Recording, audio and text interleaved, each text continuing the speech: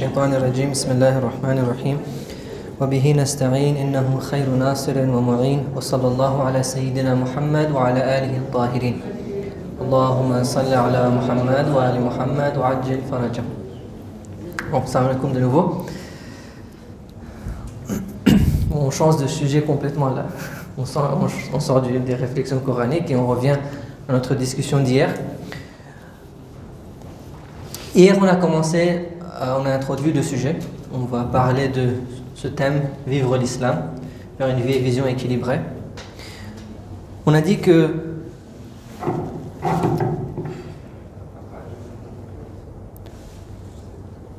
dans ce mois de Ramadan, qui est une opportunité très importante, on devrait commencer par se concentrer sur les muharramat et les wajibat. Ne pas faire les muharramat et faire les wajibat.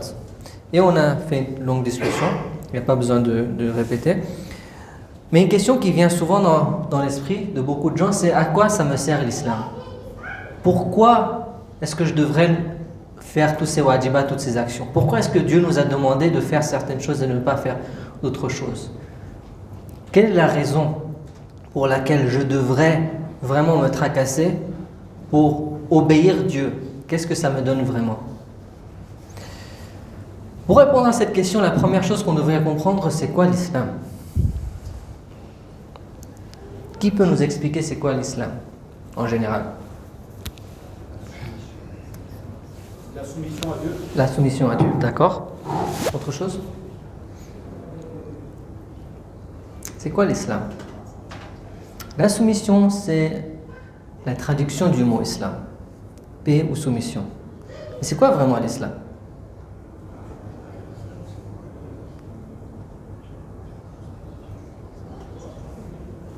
Personne d'autre?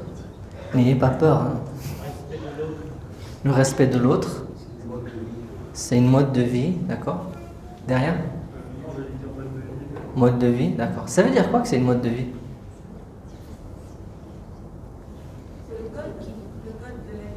Le code de la vie. Mais ça veut dire quoi que c'est une code de la vie?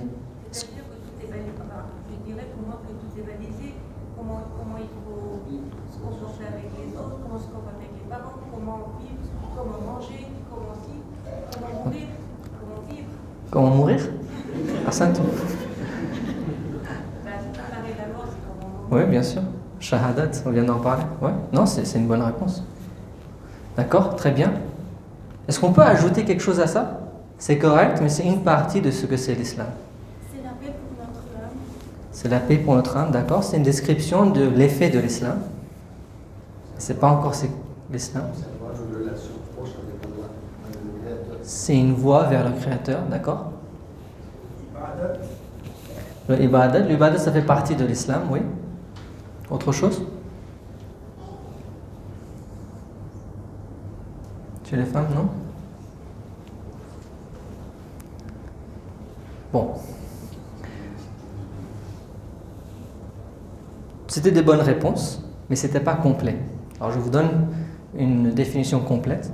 L'islam, c'est une collection de croyances, de valeurs morales et d'instructions. Donc vous avez tous parlé des instructions pratiques. Tout le monde a parlé de ça.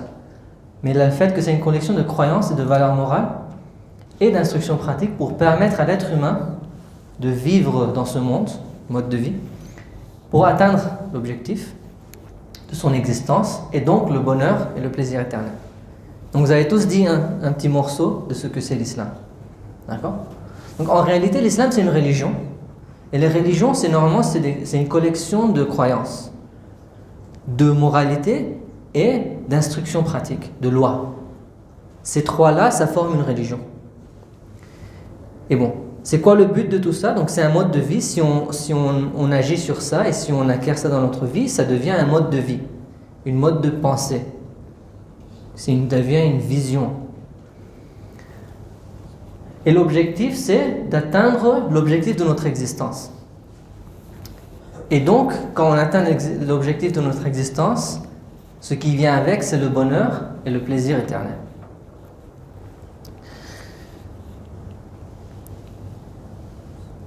Une chose très importante qu'on doit comprendre à propos de l'islam, qui est un peu différent des autres religions, je dirais même très différent des autres religions.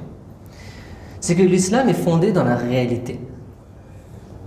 Vous allez voir beaucoup de gens qui pensent que Dieu, c'est un concept dans notre tête, dans notre imagination, mais ce n'est pas une chose réelle dans le monde, dans le vrai monde.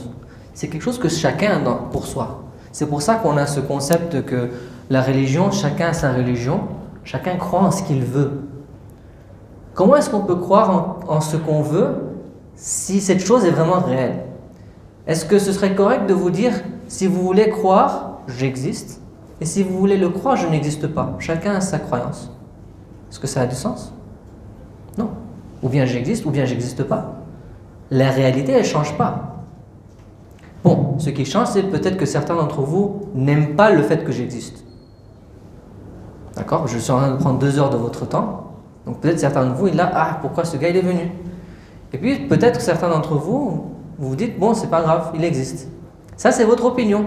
Mais ça ne change pas le fait que j'existe. Ça, c'est une réalité. Certaines personnes pensent que les enseignements religieux sont subjectifs. C'est vrai pour certaines personnes et c'est pas vrai pour d'autres personnes.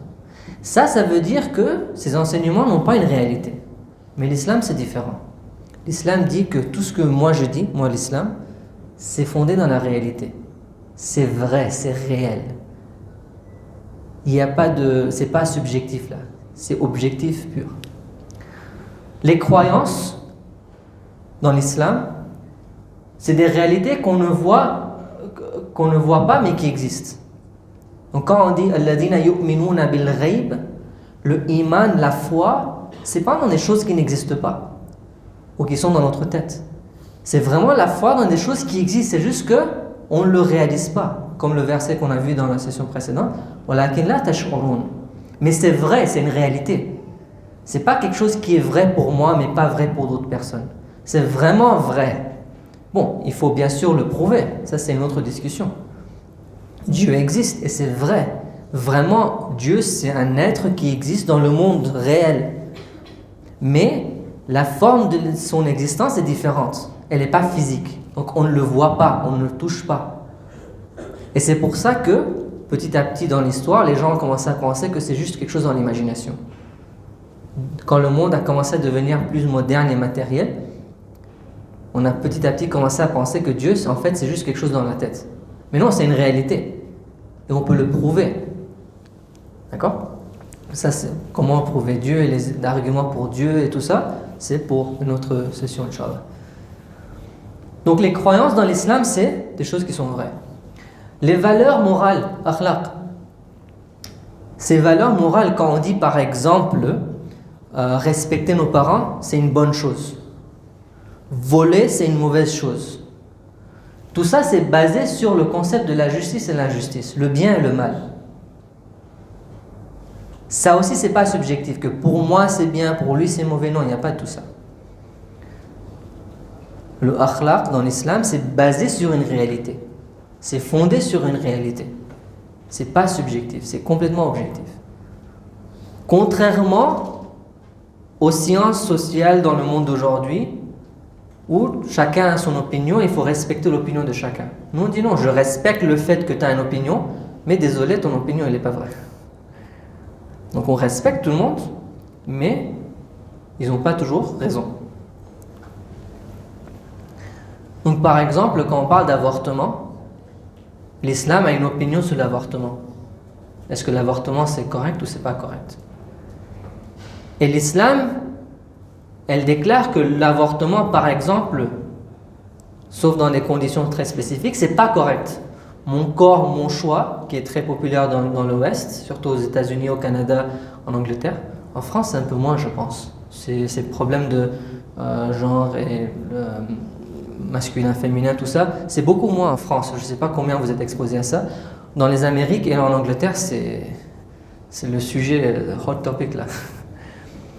Par exemple, dans des sujets pareils, l'islam a une vision très claire, a une opinion très claire. Et cette opinion, elle est basée sur la réalité. On ne peut pas dire, oui, mais ça c'est votre opinion. Non, ça c'est la réalité. Bon, c'est à nous de prouver cette réalité aux gens. D'accord? C'est à nous de le prouver. Mais le point ici, c'est de dire que c'est basé sur la réalité. Finalement, la même chose pour les instructions. C'est basé sur ce qui est bien pour nous et ce qui est néfaste. Donc si Allah il dit par exemple que le hijab c'est wajib, c'est parce que c'est bien pour nous. C'est parce qu'il y a des avantages là-dedans que l'islam dit que c'est wajib. Quand l'islam dit par exemple ne regardez pas les non-mahrams, c'est parce que dans ce regard il y a des problèmes, il y a des conséquences négatives.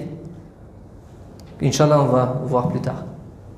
Donc quand l'islam dit de faire quelque chose ou de ne pas faire quelque chose, il y a une raison pour ça. Une raison basée dans la réalité. Ça c'est très important de comprendre ça. Très très important. Je vais lentement ici parce que j'ai vraiment envie que on digère ce concept. Que l'islam n'est pas une chose dans l'imagination. La raison pour laquelle Allah fait quelque chose wajib, c'est parce que cette chose est tellement importante pour nous en tant qu'êtres humains, qu'Allah a dit il faut le faire. Si tu ne le fais pas, tu vas souffrir. Peut-être que tu ne vas pas comprendre cette souffrance, parce que c'est une souffrance spirituelle, mais tu vas le comprendre une fois que tu meurs. Mais c'est tellement important qu'il faut le faire. Et on va voir comment beaucoup de ces instructions religieuses ont un effet dans ce monde, pas seulement dans l'au-delà. On pense souvent que les instructions de l'islam sont seulement pour non, c'est pas vrai ça. Les instructions islamiques, en fait, c'est pour qu'on ait une bonne vie dans ce monde et aussi une bonne vie dans l'au-delà. On va en discuter plus, Inch'Allah.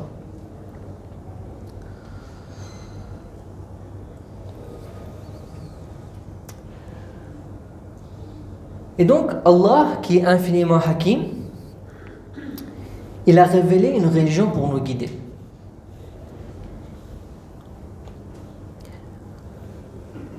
Et sans ce guide, sans cette révélation qu'Allah a fait au prophète, sous la forme du Coran, et puis les hadiths, donc les instructions du prophète et des Ahlul Bayt, qui est basée encore une fois sur la connaissance divine de Dieu, sans ça, l'être humain ne saurait pas c'est quoi son but dans la vie, ni comment y arriver.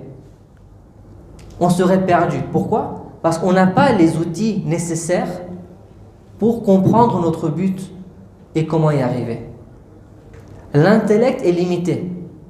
On ne peut pas tout comprendre seulement en réfléchissant. Si je vous pose la question, par exemple, quelle est la couleur de ma voiture en Iran? Vous pouvez vous asseoir ici pour 100 ans, vous n'allez jamais arriver à une réponse, juste en réfléchissant. Pourquoi? Parce que l'intellect a une limite. L'intellect comprend seulement des concepts généraux. Dans les concepts précis, exacts, l'intellect n'a aucune valeur. Il faut voir, par exemple, dans la question de quelle couleur est ma voiture, par exemple, il faudra voir ma voiture pour que je comprenne c'est quelle couleur, n'est-ce pas? Sans voir, vous n'allez pas comprendre, juste en réfléchissant. Parce qu'il y a des gens aujourd'hui qui disent « Ah, mon intellect me dit ça. » Mais attends, est-ce que l'intellect est capable de résoudre ce problème ou pas?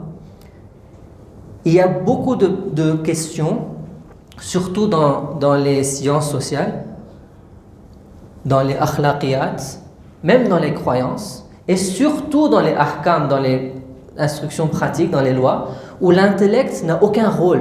L'intellect ne peut pas nous donner des réponses. Et donc l'être humain est seul en face de ces questions et de ces problèmes, et il ne sait pas quoi faire. Et parce que Allah il est hakim, il nous a créés vraiment pour un but, ça ne servirait à rien de nous créer et de nous laisser tout seuls sans savoir où aller.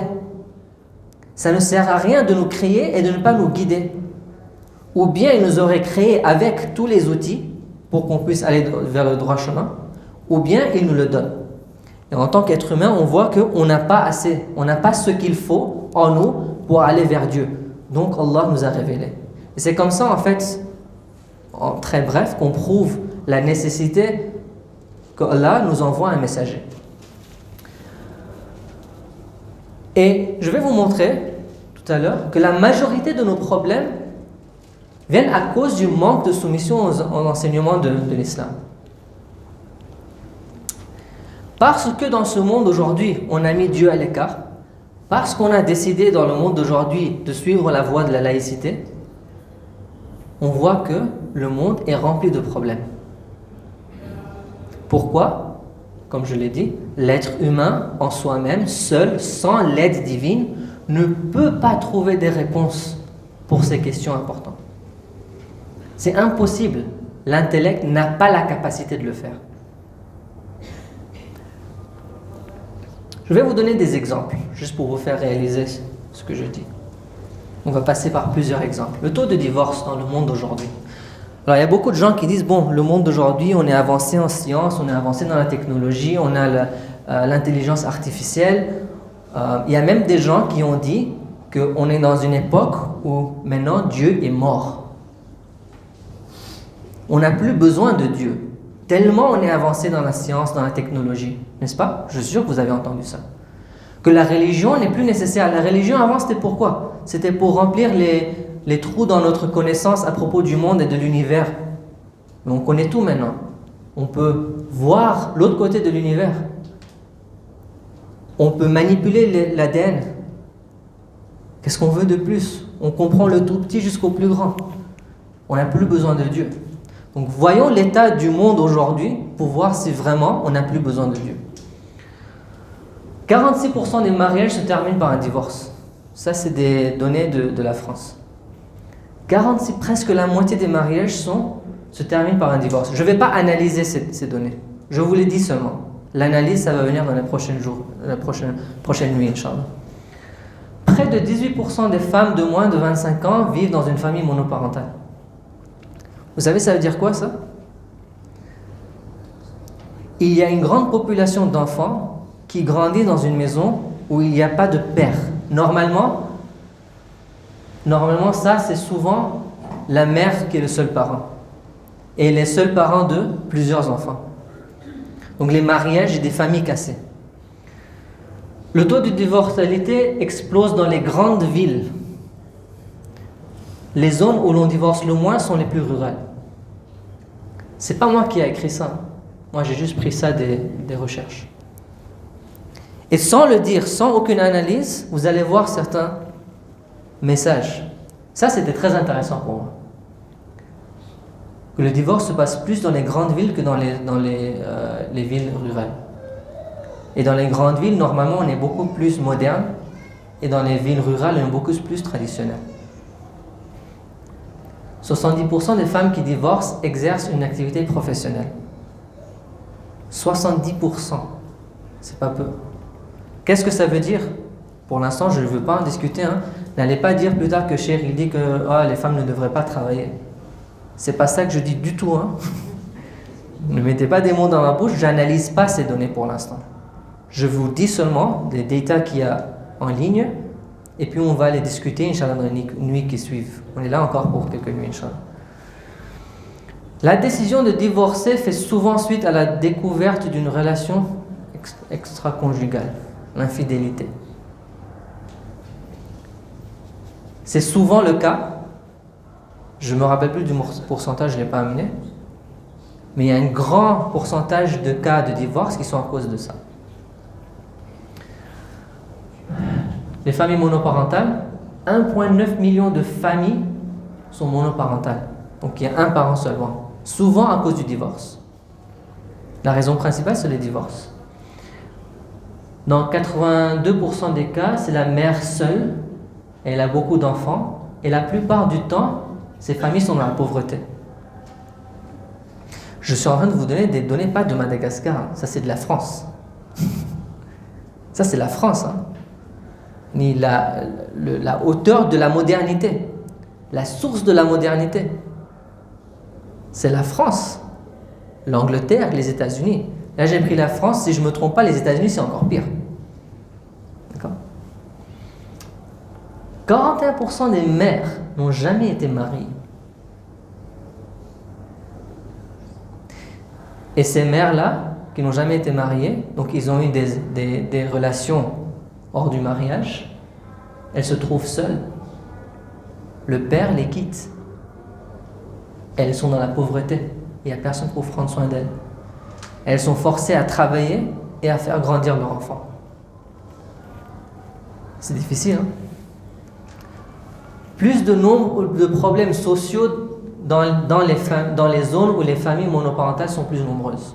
Si vous regardez les données, le nombre de jeunes en prison, en tout cas dans les États-Unis, on peut prédire si un jeune va aller en prison ou pas, en voyant s'il est dans une sorte de famille comme ça. Donc qu'est-ce que je dis? Est-ce que je critique? Ah, c'est pas bien le divorce?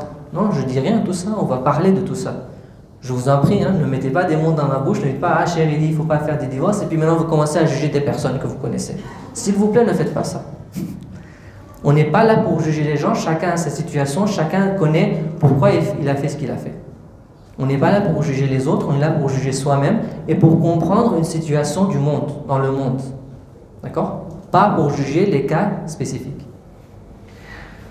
Le taux d'avortement, 223 282 avortements volontaires en 2021 sur l'ensemble de la France. La plupart des femmes se faisaient avorter entre 20 et 34 ans. Et vous savez très bien que les jeunes de 20 ans à 30 ans, normalement en Europe, ne sont pas mariés. Donc ça, c'est souvent des grossesses qui se passent à cause des relations hors du mariage. Taux de viol.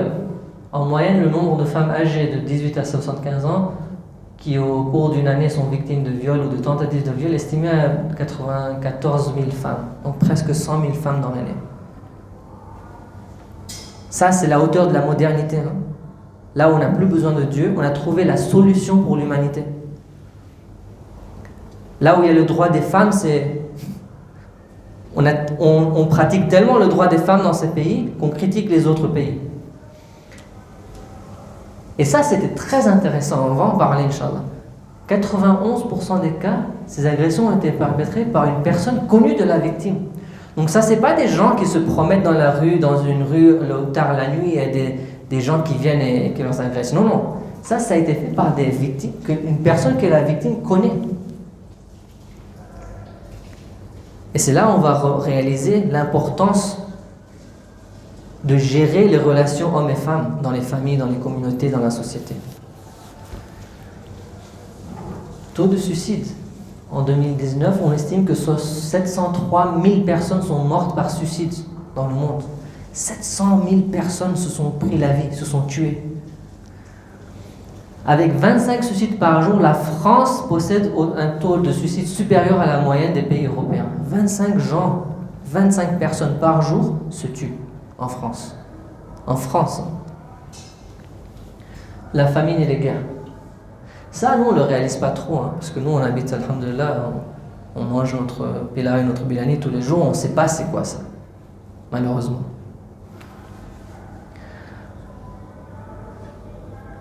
On a 820 000 millions de personnes dans le monde aujourd'hui dans la famine. Dans le 21e siècle, où la technologie est dans sa hauteur, on n'a pas de problème de ressources, il n'y a aucun problème. On a tout ce qu'il nous faut, on a les mains d'œuvre, on a tout. Mais il y a 820 millions de personnes dans le monde qui sont affamées. 45 millions d'enfants. C'est pas une blague. Et 100 millions de morts à cause des guerres depuis le XXe siècle. Et quelles sont les deux guerres qui ont causé le plus de morts dans les 2 derniers siècles? La Première Guerre mondiale et la Deuxième Guerre mondiale, tous les deux, où ça? En Europe. La hauteur de la civilisation moderne. 100 millions de morts. On n'a plus besoin de Dieu. Alors qu'est-ce qu'on peut conclure?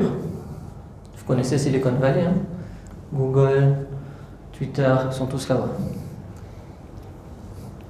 Alors, malgré le progrès dans la technologie, dans les sciences sociales, malgré le fait que le monde moderne, l'Europe, les Amériques, ils ont tout l'argent, ils ont toute la technologie, ils ont toutes les facilités, quand même, c'est ça l'état du monde aujourd'hui. Et pas en Afrique. Tout ce nombre de viols et de suicides et tout ça, c'est dans leur pays même. Là où il y a tout ça. Le même pays qui a Google et qui qui a Twitter et qui a OpenAI et tout ça, ce même pays a tout ce nombre de morts et de suicides et de viols et d'avortements et de familles cassées et de pauvreté. Et j'ai pas amené le pourcentage de gens qui dorment dans la rue en Amérique. Moi en Angleterre je le voyais, hein. Des gens qui dorment sur le carton dans la rue, c'est pas seulement ici. En plein milieu de Londres, London. Là-bas, il y a des gens qui dorment dehors sur les cartons, qui n'ont pas à manger, qui mendient. Dans le centre de London lui-même. Donc la science et la technologie non seulement n'a pas aidé, mais dans certains cas, il aggrave le problème. Et une des raisons, c'est parce que le matérialisme et le monde moderne est géré par une idéologie de capitalisme et de matérialisme. Ça aide un groupe de personnes seulement. C'est pas pour toute l'humanité. Alors les philosophes qui disent que on est arrivé à un temps dans l'histoire de l'humanité où on n'a plus besoin de la religion et on n'a plus besoin de Dieu, eh bien c'est seulement ce petit groupe de gens, hein. Le reste de la population souffre. Et ça on ne le voit pas. Parce que pour nous, ce qui est idéal, ce qui est important pour nous, c'est l'Angleterre, la France, Paris. C'est ça qui est important pour nous. Nous, on ne veut pas voir le reste du monde. Le reste du monde n'existe pas. Nous, on regarde comme ça. Il n'y a que l'Europe et les États-Unis qui sont importants, qui ont de la valeur. Parce que c'est le monde moderne. Le reste du monde, ça n'a pas d'importance. Et c'est pour ça qu'on ne le réalise pas. Alors que si on ouvre les yeux un peu, on réalise que le monde moderne a fait des dégâts dans le reste du monde pour arriver où il est aujourd'hui. Donc la raison est très simple. Le monde moderne est basé sur la laïcité et non les consignes divines. Et dans un système qui met Dieu de côté, et quand je dis système, je veux vraiment dire système. Alors là, je ne parle pas d'un pays, d'un gouvernement. N'importe quel système. Prenez du système d'un gouvernement, ou même plus haut qu'un gouvernement, des organisations qui gouvernent d'autres pays. Allez plus bas jusqu'à la famille. Donc les sociétés, les communautés, les écoles, jusqu'à la famille. Dans tout ça, si Dieu n'est pas là, c'est ce qu'on aura. Si on suit un système basé sur la laïcité et non les consignes divines, on aura des résultats pareils. Et l'être humain seul ne pourra jamais aboutir à des réponses. Et il faut vraiment qu'on comprenne ça. On a besoin de Dieu. La raison pour laquelle on a ce problème, même dans nos communautés, dans nos vies, c'est parce qu'on ne réalise pas le besoin qu'on a de l'islam. On ne voit pas l'islam comme un mode de vie. On le dit, mais on ne le comprend pas, on ne le réalise pas. Et sans les lois divines, l'être humain est contrôlé par le désir, la colère et l'imagination. C'est la loi divine qui contrôle l'être humain et l'empêche d'aller dans les extrêmes. Vous savez combien de guerres ont été faites à cause, par exemple, d'une femme? Et ce n'était pas la faute de la femme. C'était le roi qui veut une femme, et il y a un autre roi qui veut la même femme, et là ils vont se battre, ils vont tuer des milliers de gens. Pourquoi? Pour satisfaire leur désir. C'est le désir qui fait bouger ces gens-là. C'est le désir qui contrôle ces gens-là. Parfois c'est la colère, parfois c'est l'imagination. Qu'est-ce que l'islam fait? L'islam amène tout ça en contrôle.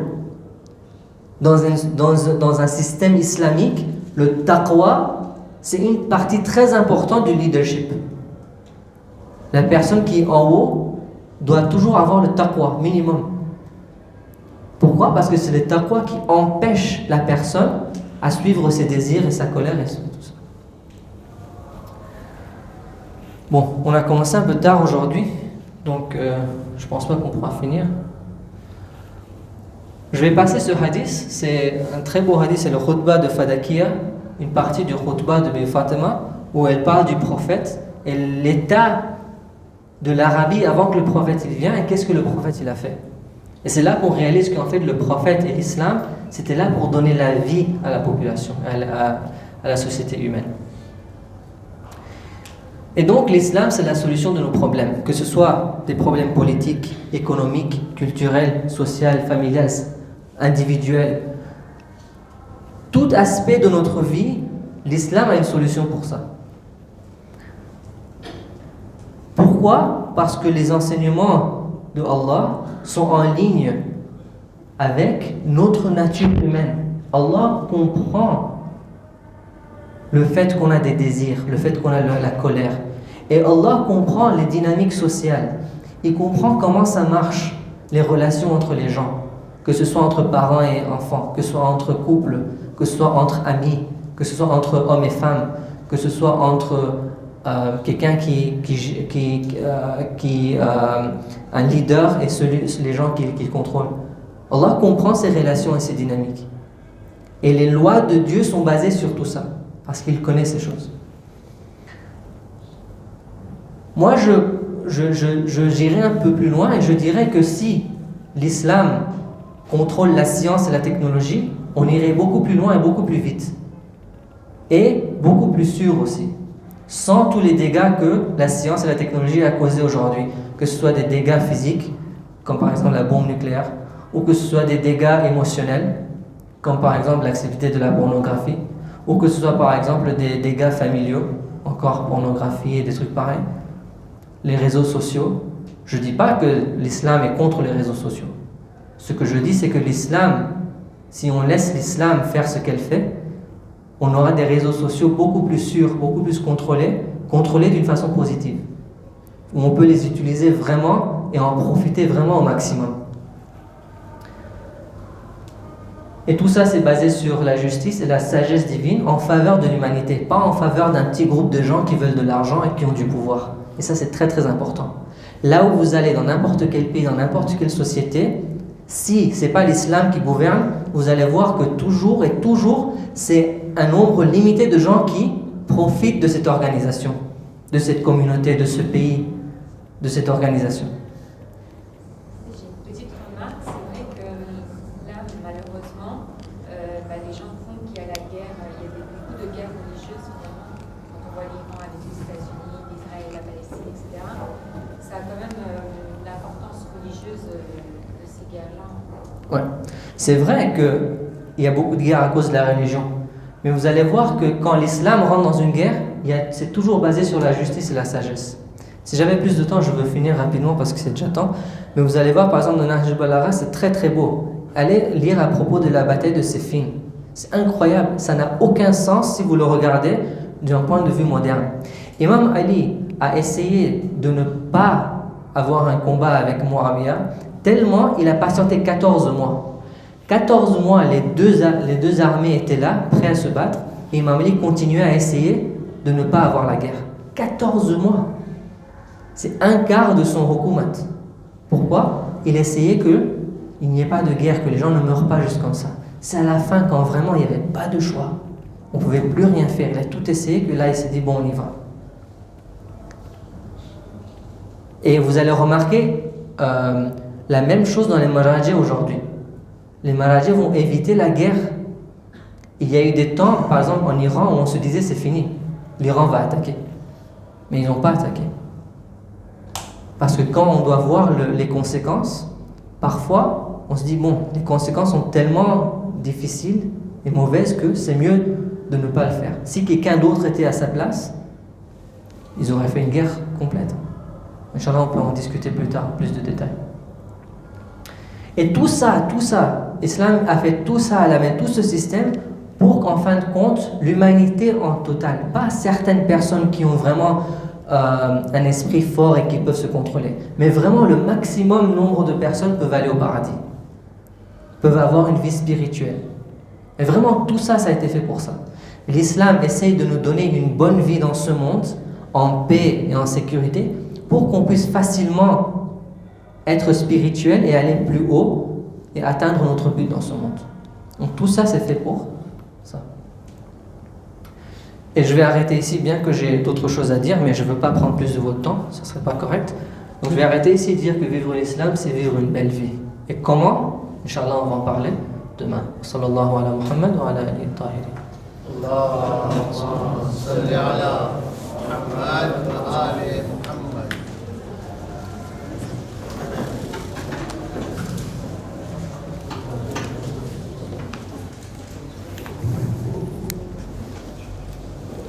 Vous permettez, je vous mets la main dans votre sac. Allez-y.